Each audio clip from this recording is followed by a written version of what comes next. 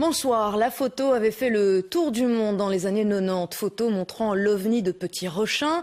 Cette affaire mystérieuse avait suscité la curiosité. Même la NASA s'y était intéressée.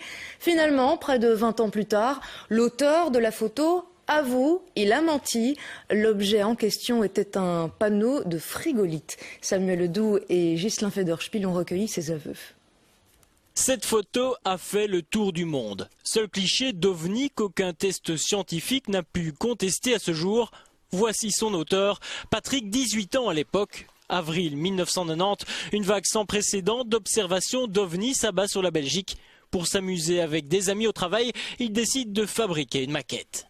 On a construit la maquette en frigolite, on a peint, et puis on a commencé à l'accrocher avec les moyens du bord, c'était une escabelle, un morceau de bois, et on l'a suspendu juste dans le vide comme ça, plein de fils qui allaient un peu dans tous les sens pour la maintenir dans un sens où on la voulait faire photographier. L'appareil sur pied, puis on a fait la photo.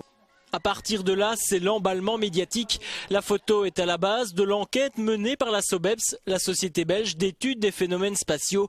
De nombreux laboratoires internationaux analysent la diapositive de Patrick. L'École royale militaire belge, le Centre national de la recherche scientifique se penche dessus.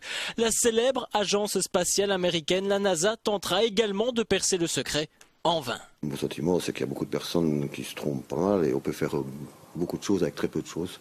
Et on arrive à tromper tout le monde avec une belle maquette en frigolite.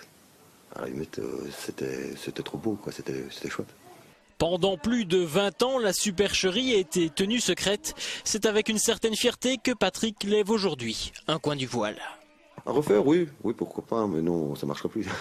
Ça marchait à cette époque-là parce que c'était le moment où on en parlait beaucoup. Il y avait tout le monde qui était derrière ça, tout le monde voyait que ça marchait juste pour ça. Autrement, on la referait maintenant, ça ne marcherait peut-être pas. Il s'agissait de la seule photo où l'on pouvait voir distinctement la masse triangulaire et les trois feux décrits par les témoins de l'époque. Des témoins qui sont des centaines à avoir vu cet objet voler dans le ciel belge.